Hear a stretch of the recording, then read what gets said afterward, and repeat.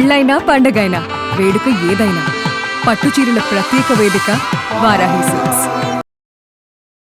నమస్తే రమగారు. నమస్తే జయ. రమగారు, పీరియడ్స్లో కొన్ని పనులు చేయమంటారు, కొన్ని పనులు చేయకూడదు అంటారు. అసలు పూర్వకాలం అయితే చక్కగా ఆ 5 రోజులు ఒక పక్కన కూర్చోబెట్టి పూర్తిగా రెస్ట్ ఇచ్చేవాళ్ళు, శరీరానికి మనస్సుకి కూడా. దానికి ప్రత్యేకించి ఒక ఆహారం కూడా తీసుకునేవాళ్ళు, అంటే సాత్విక ఆహారం తినాలి, అలాంటి నియమాలు కూడా ఉన్నాయి. సరే, రోజులు మారాయి, కాలంతో పాటు మనం కూడా పరుగులు పెడుతున్నాం, ఆడవాళ్ళు ఇంటికే పరిమితం కావట్లేదు కాబట్టి కొన్ని చిన్న చిన్న మార్పులు చేసుకున్నాం. కానీ కొన్ని విధానాలు మాత్రం మనం మార్చుకోం. ఫర్ ఎగ్జాంపుల్, పచ్చళ్ళు పట్టుకోకూడదు, లేకపోతే బీరువా పట్టుకోకూడదు. బీరువా పట్టుకోము, కూడదు ఏమో నాకు తెలియదు, కానీ తీయము, అన్నిట్లో చేతులు పెట్టేయము, ముఖ్యంగా పూజ చెయ్యము, పూజ గదిలోకే వెళ్ళాం. ఊడ్చే అవకాశం లేకపోతే అలా వదిలేస్తాం. పూర్తిగా అయిపోయిన తర్వాత స్నానం చేశాకే మనం అటువైపుకి వెళ్తాం. కానీ ఈ మధ్యకాలంలో కొన్ని సోషల్ మీడియాలో నేను చూస్తూ ఉన్నాను అమ్మగారు, ఎందుకు చేయకూడదు, తప్పేంటి, ఇది కూడా భగవంతుడు ఇచ్చిందే కదా, మొత్తం ఆయన బిడ్డలమే కదా, చేస్తే ఏమవుతుంది, నేను ఇలా చేసేసాను, నాకేం కాలేదు, నేను చాలా హ్యాపీగా ఉన్నాను, ఇలాంటి కామెంట్స్ చూస్తూ ఉన్నామండి. మీరు ఏదైనా చెప్తారా నాకు? కొన్ని విషయాలు ఎందుకు మాట్లాడుతూ ఉన్నామో తెలియకుండా మాట్లాడుతూ ఉంటాను జయ. సోషల్ మీడియా వచ్చాక మనకి ప్రతిదాని గురించి ప్రతి వాళ్ళు ఆడలేదు, మగలేదు, చిన్నలేదు, పెద్దలేదు, అన్నీ మాట్లాడేయాలి, అన్నీ అడిగేయాలి, అన్నీ చెప్పేయాలి, ప్రతిదీ చూపించేయాలి. ఏదనిపిస్తుంది అనిపిస్తే ఏ ఊహ వస్తే ఆ ఊహ ప్రతిసారి నేనైతే నాకు ఒక ట్యాగ్ లైన్ ఉంటుంది, ఫాలో యువర్ ఓన్ రిలీజియన్, నీ సొంత విధి, సొంత ధర్మం, మీ ఇంట్లో నీ ముందు వాళ్ళు ఏం చేశారో అది ఓకే. నీ పక్కన ఉన్న వాళ్ళు, నీ ఫ్రెండ్స్ ఎవరో, మేము ఇట్లా చేస్తాం, మీరు ఎట్లా చేయరా, ఎట్లా చేయకపోతే తప్పు, పాపం, అదేదో పాయింట్లు. ఈ పాయింట్లతోటి వీళ్ళేమో కాంప్లికేటెడ్గా అయిపోయి బోళ్ళని కాంప్లికేషన్స్ వచ్చి ఓసిడీలు వచ్చేసి పిచ్చి వెర్రి ఎత్తిపోయి జబ్బులు చేసి చచ్చిపోతున్నారు. ఏమనాలంటే ఒకసారి ఎంత దిక్కుమాలిన మాటలు మాట్లాడతారంటే, దేవుళ్ళు ఎందరు, వాళ్ళల్లో వాళ్ళకి తేడాలు, ఈ పూజలు మేము చేయకూడదు, 3 రోజులు చేయకూడదు, 5 రోజులు చేయకూడదు, 7 రోజులు చేయకూడదు, ఎన్ని రోజులు చేయకూడదు, ఇదొకటి. నేను 3వ రోజు ఇవాళ నేను గుళ్ళోకి వెళ్ళొచ్చా, నేను అక్కడికి వెళ్ళొచ్చా, సత్యనారాయణ వ్రతానికి నేను వెళ్ళకూడదని నీకు తెలుసు, నువ్వు అడుగుతావు. సోషల్ మీడియాలో అడగంగానే ఒక 5-6 పెద్దక్కాయలు ఎబ్బెబ్బే వెళ్ళకూడదండి అంటారు. కొంతమంది ఇంకొంతమంది చిన్నక్కాయలు ఎందుకు వెళ్ళకూడదండి, ఏమవుతుంది అంటారు. మీకు ఓన్ విల్లు లేదు, మొదట ఎవరికీ లేదు, సొంతంగా నేను ఏం చేయొచ్చు ఏం చేయకూడదు అనే ఒక బుక్ లేదు మనకి. మన ఇంటికి ఒక రూల్ బుక్ ఉంది, ఆ చచ్చిన మన ఇంటి రూల్స్ మనం వినం. ప్రతి ఒక్కరికి ఉంటుందిగా, ప్రతి ఒక్కరికి ఇదైతే ఉంటుంది కదా. పీరియడ్ సమస్య ఈ సంవత్సరమే పుట్టింది కాదుగా, సోషల్ మీడియాతో పుట్ల, అది అనాదిగా దాంతోటే మనం బతికుంటున్నాం, మనం ఉన్నాం, అసలు అంతే కదా, అనాదిగా ఉన్నదే కదా. ముందు నుంచి ఫాలో అయ్యే వాటిలో అమెండ్మెంట్లు చేరుతూ వస్తూనే ఉన్నాయా. 50 ఏళ్ళ నాడు పీరియడ్ వస్తే కాలేజీల స్కూళ్ళకి వెళ్ళేవాళ్ళు కాదు, అసలు కాలేజీలే లేవు అప్పుడు, తర్వాత వచ్చినాయి. పీరియడ్స్లో ఉంటే ఏదో విడివిడిగా ఇంట్లో బయట కూర్చొని కాలేజీకి వెళ్ళి చదువుకొచ్చేవాళ్ళు. అందుకని కాలేజీ నుంచి రాగానే అందరూ బట్టలు మార్చుకునేవాళ్ళు. తర్వాత ఆఫీసులు వచ్చాయి, ఉద్యోగాలకు వెళ్తున్నారు. మధ్యలో డ్యాన్స్ అయ్యి, ఎగిరి దూకు, షటిల్ ఆడు, బ్యాడ్మింటన్ ఆడు, ఇది వాడుకో, దానివల్ల అది కూడా ఆడేయచ్చు లాంటి యాడ్స్ కూడా చూసాం. అవును, ఇది కరెక్టా, అది కరెక్టా, పీరియడ్స్లో ఏం ప్యాడ్స్ వాడాలి అనేది ఓ విస్తృతమైన చర్చలు చేసాం అందరం, పిల్ల మేక ఎవరిని వదిలిపెట్టల, పెద్దవాళ్ళు చిన్నవాళ్లతో సహా. అక్కడి నుంచి ఈ గోల. ఇప్పుడు పూజ ఎందుకు చేయకూడదు, నేను చేశాను, this is my first day, I'm doing puja లాంటి వ్యవహారాలు కూడా వచ్చినాయి. అమ్మ, 2 ప్రధానమైన విషయాలు మనం తెలుసుకోవాలి. మనం రోజువారీ క్రియల్లో మాట్లాడదాం. మొదట, నువ్వు స్నానం ఎప్పుడు చేస్తారు జనరల్గా అందరూ? ఉదయమో మధ్యాహ్నమో చేస్తాం, ఎలా కుదిరితే ఎట్లా. దాని తర్వాతే భోజనం చేస్తారు కదా. అన్నం తినగానే మీరు స్నానం చేస్తున్నారా? ఎవరైనా అన్నం తిని స్నానం చేయకూడదు, బేసిక్ రూల్ తెలుసు కదా. అవును, ఎందుకు? దానికి ఒక క్వశ్చన్ ఉందిగా, సైన్స్ ఏమిటి? అన్నం తిన్నాక మనం పొట్టలోకి ఇంత ఆహారం పడేస్తే శరీరంలో ఉన్న రక్తం అంతా వెళ్ళి ఆ పొట్ట మెషిన్ మీద పనిచేస్తుంది. అవును, ఇలాంటప్పుడు నువ్వు నీళ్లు పోసి ఆ మెషిన్, వేడెక్కి ఉన్న మెషిన్ మీద పెన మీద నీళ్లు చల్లినట్టుగా నువ్వు నీళ్లు పోస్తే డైజెషన్ ప్రోగ్రామ్ ఆగిపోయి జబ్బు చేస్తుంది. ఇది అందరు ఒప్పుకుంటారు కదా, బేసిక్ రూల్. పిల్లలకి కడుపు నిండా పాలు ఇచ్చి లేదా బాగా చక్కగా సెర్లాక్ తినిపించి నీళ్లు పోతే కక్కేస్తారు, తెలుసు కదా అందరికి. అవునండి కదా. ఇప్పుడు పీరియడ్ టైం అందరికీ రాదు, కొంత మగవాళ్ళకి అస్సలు 0, ఓన్లీ ఆడవాళ్ళకి. 10 ఏళ్ళు దాటిన తర్వాత 50 ఏళ్ళకి 55 ఏళ్ళకి దగ్గరలో ఈ మొత్తం పీరియడ్ అంతా ప్రతి నెల ఈ ఋతు అవస్థ ప్రతి ఆడవాళ్ళకి వస్తుంది. ఋతుస్రావం అత్యంత సహజమైన క్రియ. స్త్రీ శరీరంతో చేయబడుతుంది. అది నెలంతా మీ శరీరం ఏం చేస్తుంది, ఒక 20 రోజుల పాటు పనిచేసి స్త్రీల లోపల గర్భధారణకి అనువుగా ఒక బ్యాగ్ని ఏర్పరుస్తుంది. అవును. దాని పని అది చేసుకుంటూ ఉంటుంది దాని సిస్టమ్ ప్రకారం. ఎప్పుడైతే గర్భధారణ సమయం దాటిందో, ఎప్పుడైతే ఓవ్యులేషన్ పీరియడ్ దాటిపోయింది, అక్కడ ఏమి ఓవ్యులేట్ అవ్వలేదు, ఏం అవ్వలేదు, గర్భావస్థ రాలేదు, తర్వాత ఏమవుతుంది, షెడ్ అయిపోయి దాని అంతటా అది ఊడిపోయి దాని ఏ ముచుకకి అది పట్టుకుని ఉన్నదో ఆ బ్యాగ్ అది వదిలేస్తుంది. అది స్లోగా బయటకు వచ్చేస్తుంది, డిశ్చార్జ్ అయిపోతుంది. డిశ్చార్జ్ అయి సహజంగా అత్యంత సహజమైన క్రియ. దీని గురించి వెగటుగా మాట్లాడడానికి వీల్లేదు. ఎందుకంటే నీ బతుకు దాని మీద ఉంది, మనుషుల పుట్టుక దాని మీదే ఉంది. దాన్ని గౌరవించి తీరాలి. ఈ స్ట్రెచ్ చేసే టైంలో శరీరం లోపల ఎక్కడో ఉన్నది, అది ఒక మార్గం ద్వారా నిదానంగా అది బయటకు వచ్చేటప్పుడు శరీరంలో ఉన్న క్రియలన్నీ స్లో అయ్యి ఈ క్రియకి దోహదం చేస్తాయి. సైన్స్ డాక్టర్లు కూడా చెప్తారు కదమ్మా. ఏ డాక్టర్ గైనకాలజిస్ట్ అయినా చెప్పేదేగా.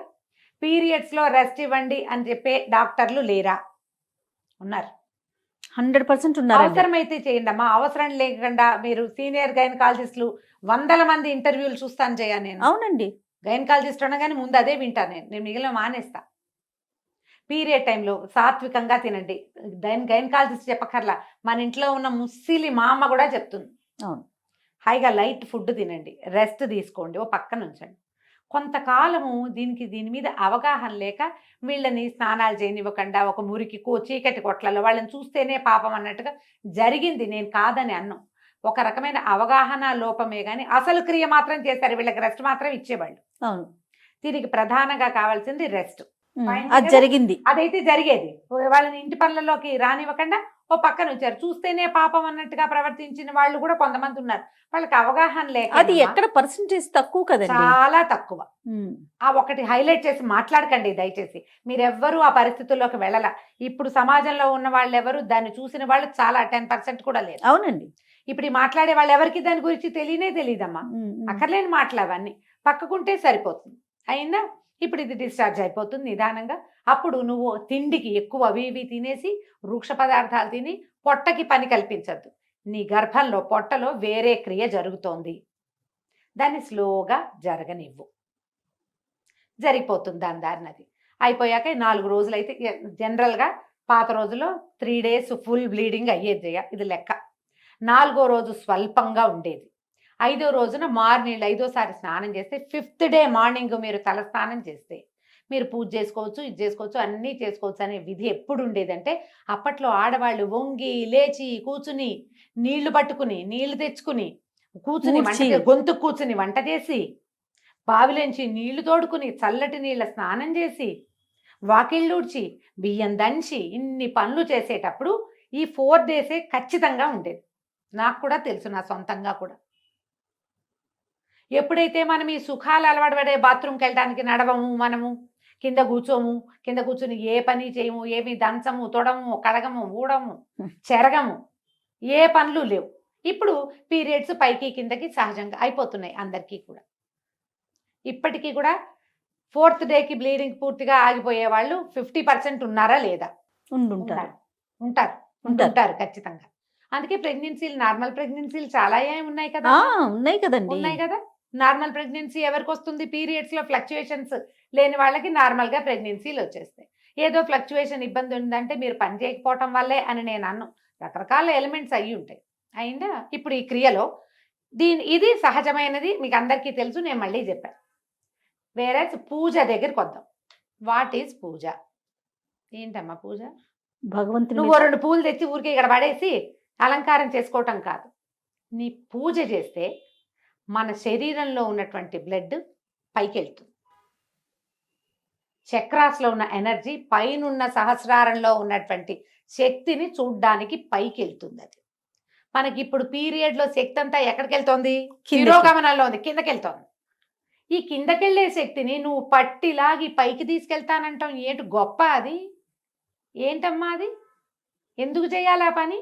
పూజ అంటే నువ్వు పువ్వులు పెట్టడం, ఐఎమ్ డూయింగ్ పూజ, నాకు ఇంగ్లీష్లో 4 వాక్యాలే వచ్చమ్మా, అంతకంటే రావు, ఇవే వచ్చు. డూయింగ్ పూజ అంటే ఏమొచ్చు నీకు? ఏవో 2 పువ్వులు పెట్టి ఒక దీపారాధన చేసి ఒక అగరత్తులు వెలిగిస్తే అది పూజ ఏమి అయిపోదు. ఇది ఊరికే క్రియ చేస్తున్నాం అంతే మనం. పూజ అంటే ఏదైనా చదవటం, ఏదైనా భగవంతుడికి ఆత్మ సమర్పణ చేయటం అమ్మా పూజ అంటే. అది క్రియ కాదు, క్రియ కాదు. ఈ పై క్రియ చేసి నేను పూజ చేశాను, పీరియడ్స్లో ఉన్నాను, నేను చేస్తున్నాను, నాకేమీ కాలేదు, మీకు కూడా ఏం కాదు, చెయ్యండి అంటే నువ్వు ఒకదానివి 2 పువ్వులు పెడతావు. నేను అట్లా పెట్టను, నా పూజ అది కాదు. నాకంటే పూజ అంటే ఇంకోటి ఉంది. నువ్వు చేసావని నేను చేయకపోయినా ఎవరో ఒక పిచ్చి మొహాలు 5-6 గట్టిగా అవి ఇవి చదువుకుని చేస్తే వాళ్ళ బ్లడ్ పైకి పంప్ అవుతానంటుంది, ఓ పక్కన బ్లడ్ ఫ్లో కిందకి వెళ్తుంది. ఎందుకు చేస్తారమ్మా ఈ పనులు? ఎందుకు చేయొద్దన్నారు? అసలు పీరియడ్లో ఈ పని వద్దు అని ఎందుకు చెప్పారంటే 2 పద్ధతులు. తిరోగమనం కిందకి ఫ్లో అవుతున్న దాన్ని నువ్వు పైకి పంప్ చెయ్యొచ్చా? ఈ పూజ పిచ్చి ఎందుకు? 5 రోజులు నువ్వు ప్రశాంతంగా ఉండొచ్చే, 4 రోజులు పూజొద్దు, వంట తంటా చేయబోక హాయిగా ప్రశాంతంగా ఉండు, నీ శరీరం బాగుంటుంది, నీ హార్మోన్స్ చక్కగా ఫ్లో అవుతాయి. ఓవేళ నీ ప్రెగ్నెన్సీలు మనం ఇప్పుడు కంటల్లా 5 వరకు అంటే బాగా కనేవాళ్ళమ్మా. అవును, ఇప్పుడు కన్నడాలు లేవు, ఎవరు 1, 2 కంటాం. కొన్ని అసలు ఆ 1 కూడా వద్దనుకునే అవి కూడా తయారైనాయి ఇప్పుడు, అవి వద్దని. కానీ మీకు మీ శరీరం తన పని చేస్తుంది. బుద్ధి నీది, వద్దనుకునే బుద్ధులు మనవి. శరీరానికి మాత్రం దాని ప్రకృతి ధర్మం ప్రకారం ప్రతి నెల అది రెడీ అవుతూనే ఉంటుంది. నువ్వు వద్దన్నా అది మాంద కదా. నువ్వు అదేం చేస్తుందో దాన్ని చేయని, అది ఏ రకంగా వెళ్తుందో దాన్ని వెళ్ళని వాళ్ళు. కానీ నీ ఐడియాస్ తోటి శరీర ధర్మాలని పాడు చెయ్యొద్దు. పూజ చేస్తే నాకేమీ కాలేదు, నాకేమీ కాదు అన్న నమ్మకం నీకుంటే నువ్వు నీ ఇంట్లో చేసుకో, దాన్ని ఫేస్బుక్లోను వాటిలోనూ పెట్టకు. నేను కొన్ని ప్రశ్నలు ఎప్పుడు ఎదుర్కొంటాను జయ. వాళ్ళ 4th డే నీ గుళ్ళోకి వెళ్తా, ఎప్పుడు వెళ్ళను ఎందుకు అడుగుతారమ్మా? నాకు తెలియక అడుగుతా. సొంతంగా డిసైడ్ చేసుకోరు మీరు? ఇది మీ పర్సనల్ థింగ్ కదా. అంతే నాకు కదా. ఎంత కోపం వస్తుందో జయ. అంటే ప్రశ్నలు అడిగితే మీ కోపం వస్తుందా? పెద్దవాళ్ళు మీరు ఇలా మాట్లాడచ్చా అంటారు రమ్మగారు. నువ్వు కూడా అంటావు. అవును, నువ్వు కూడా అదే మాట అంటావు. నేను అంటాను నీ సొంత పర్సనల్ థింగ్ నువ్వు ప్రతిసారి చేస్తావు. మీ ఇంట్లో మీ అమ్మ చెప్పింది, అమ్మమ్మ చెప్పింది, మేనత్త, అత్తగారులు అందరూ చెప్పుంటారు కదా, ఈ క్రియ ఉన్నప్పుడు ఇది చెయ్యకూడదు అని. నాతో అవుననిపించుకోవాలని మీరు ఎందుకు అనుకుంటారమ్మా? అసలు తప్పు కదా అది. నాకేం బ్లీడింగ్ లేదండి, నువ్వే డిసైడ్ చేసుకో. రెండో మనిషి నీకు అనుమానం ఉంది కాబట్టి నన్ను అడుగుతావు. అనుమానం ఎప్పుడు వస్తుంది జయ? అది తప్పని నీకు తెలిసినప్పుడు కాదు. అంతే కదా. అవునా కాదా? ఖచ్చితంగా. దయచేసి ఈ పీరియడ్స్కి ప్రవచనకర్తలు, పెద్దవాళ్ళు, ఆడవాళ్ళు మాట్లాడడం మానేయండి అమ్మా, స్పందించడం మానేయాలి. ఇది లాస్ట్ స్పీచ్. నేను మళ్ళీ ఇంకొకసారి పీరియడ్ మీద నీతో మాట్లాడి చేయ. పీరియడ్స్ గురించి ఇక నన్ను అడగద్దు, నేను చెప్పను. ఇవి వినడం వల్ల మీరు కేసులు చుట్టాలని నేనేమో అవి చూస్తున్నాను. ఇవి అతిగా మాట్లాడతారు, మగవాళ్ళు కూడా చెప్తున్నారమ్మా అక్కర్లేని మాటలు. ఎందుకు వచ్చింది ఇవి ఈ మాట్లాడడము? ఇవి విన్న వాళ్ళలో ఒక్కొక్కళ్ళు భయస్సులు, పిరికి వాళ్ళు, పాపం మానసికంగా బలహీనలమ్మా. ఇవి విని భయపడి చచ్చి అదేదో ఎక్కడైనా అంటిందేమో, ఎదైందేమో, ఓసిడీకి లోనయ్యి జీవితాలు మిజరబుల్ చేసేసుకుంటున్నారు జయ. 40 పైన కేసులు మాట్లాడాను జయ ఈ ఒక్క విషయం మీద. నేను 40 కేసులు భాగం పైనే. ఒట్టి శుభ్రత అది కాదు, పీరియడ్ రిలేటెడే చచ్చిపోవడానికి సిద్ధమయ్యే కేసులు చూస్తున్నా నేను. సూసైడ్లు చేసుకుంటున్నారు, దాంట్లోకి వెళ్ళిపోతున్నారు. పిల్లలు కలిపేశారని, ముట్టు కలిసిపోయిందని, అదేదో పంప మునిగిపోతుందని, ఆ 3 రోజులు వాడుకున్న బట్టలు మళ్ళీ వాడుకోకూడదని, గాజులు వేసుకున్న వాళ్ళు గాజులు కూడా తీసి బయట పారేయాలని, ఎన్నెన్నో మార్చాలి, ఇల్లంతా కడిగేసేయాలి, బట్టలన్నీ ఉతికేసేయాలి, దుప్పట్లన్నీ తీసి బయట పారేసేయాలి, పిల్లలు స్కూల్ నుంచి ఇంటికి వస్తే డేగ కళ్ళతో ఆ పిల్లలకి తల్లికి రిలేషన్ ఉండటల్లా ఇట్లా అవుతోంది. మీరందరూ మాట్లాడడం మానేయండి దయచేసి. అయితే అతివృష్టి రేపు అనావృష్టి చూస్తున్నాం. అవునా కదా రమ్మగారు? ఎవరి ఇళ్లలో ఏముందో వాళ్ళ ప్రకారం వాళ్ళని పాటించుకోనివ్వండి దయచేసి. పీరియడ్స్లో చేయొచ్చా అని ఎవరైనా అడిగితే అమ్మా, ప్రవచనకర్తలు మీరు మాట్లాడకుండా ఉంటే చాలా రకాల మానసిక సమస్యలకి అసలు సమాధానాలు లేని స్థితిలో వాళ్ళని పెట్టేసిన వాళ్ళం అవుతున్నాం. నేను కూడా ఇంక్లూడెడ్ జయ. నేను చెప్తున్నా కదా, చేసిన పాపని చెప్తే పోతుంది. ఇదే లాస్ట్ వీడియో జయ. ఇక మళ్ళీ పీరియడ్ రిలేటెడ్ ఇష్యూ క్వశ్చన్, ఏ పండగ గురించి నువ్వు పీరియడ్లో ఉంటే ఎప్పుడు చేసుకోవాలమ్మా? పోలిపాడ్యమి నాడు దీపం పెట్టాలి. పాడ్యం వెళ్ళిపో రోజు నువ్వు బయట ఉన్నావు, 5 రోజుల తర్వాత మార్గశిర మాసంలో దీపం పెట్టమని నేను చెప్పచ్చా నీకు? తప్పు కదా. వినాయక చవితి నాడు పీరియడ్ వచ్చింది, ఎప్పుడు చేసుకోవాలి? ఏమి ఒక సంవత్సరం మానేసి వచ్చే సంవత్సరం చేసుకోకూడదమ్మా. కాదు రమ్మగారు, వినాయక చవితి పూజ దగ్గర నుంచి దసరా నవరాత్రుల దగ్గర నుంచి ప్రతి దానికి ఈ ప్రశ్నే చూస్తూ ఉంటాం అయినా మనం. కార్తీక మాసం, అది కూడా కార్తీక మాసం 5 రోజులు దీపాలు, పీరియడ్ వచ్చింది మా ఇంట్లో దీపం ఎలా ఏమవుతుంది కొంప మునక? మానేసేయండి. తర్వాత పెట్టుకో. నీ స్థితి నీకు ఒకదానికే కాదు కదా, నీ చుట్టూతో ఉన్న ప్రకృతి కూడా తెలుసు కదా. ఎస్, పిల్లలుంటే పెట్టించండి, లేకపోతే మానేయండి. కేవలం కామెంట్లలో ప్రశ్నలు మీ దాకా తీసుకొస్తున్నారు అమ్మగారు, కానీ మీరు పర్సనల్ గా కూడా ఎన్నో ప్రశ్నలు మాట్లాడతా. ఎదుర్కోవాల్సి వస్తుంది, మాట్లాడాల్సి ఈ వస్తుంది. 5 రోజులు పెట్టుకోలేనమ్మా, ఇప్పుడు ఏం చేయనమ్మా, ఆ తర్వాత పెట్టుకోండి అమ్మా అని చెప్తా. ఇదే ఆన్సర్. అవునని చెప్పాలి జయ, కనీసం 30 మందికి చెప్పా ఈ మాట, తెలుసా? కార్తీక మాసం రోజు దీపం పెట్టుకోవాలి కదమ్మా, పీరియడ్ లో పెట్టుకోలేము, అప్పుడు ఎలాగమ్మా? మీ ఆయనతో పెట్టించండి. మొగుడు ఒప్పుకోకపోతే కొట్టుకు చేస్తారా మీ ఇద్దరు ఈ విషయం మీద? వదిలేయండి. ఈ పీరియడ్ ఇంత గోల్ చేస్తోందమ్మా, సహజమైన క్రియని ఎంత కాంప్లికేటెడ్ చేసేసుకుంటారు జయ. చిన్న పిల్లల ముందు, పెద్దవాళ్ళు మీరు అన్నట్లుగా అందరి ముందు మాట్లాడేయాల్సిన పరిస్థితి వచ్చేస్తుంది. వచ్చేస్తుంది. అంటే అదేదో దాచేది కాదు, కానీ మాట్లాడుకోవాల్సిన అవసరం కూడా లేదు కదా. లేదు, మీ ఓన్ సిస్టమ్ ని ఫాలో అవ్వండి. ఎస్, కానీ స్ట్రిక్ట్ గా చెప్తున్నా నేను, పీరియడ్స్ సమయంలో చాలా అత్యవసరమైతే కానీ మీరు ప్రయాణాలు చేయొద్దు. సాధ్యమైనంత లైట్ ఫుడ్, సింపుల్ ఫుడ్ తీసుకోండి. సాధ్యమైనంత తక్కువ పని చేయండి. పూజ అని మీరు దేన్ని భావిస్తున్నారో, ఏదైతే మీలో ఆధ్యాత్మిక భావాల్ని పెంపొందిస్తుందో ఆ పని చెయ్యొద్దు. ఇట్స్ ఏ నో, మీన్స్ నోయే. ఆధ్యాత్మిక భావాల పెంపొందించడం అంటే బ్లడ్ ఊర్ధ్వగామి అవుతుంది, రక్తం పైకి వెళ్తుంది, అది చేయకూడదు. శరీరాన్ని దాని పని దాన్ని చేసుకోనివ్వండి.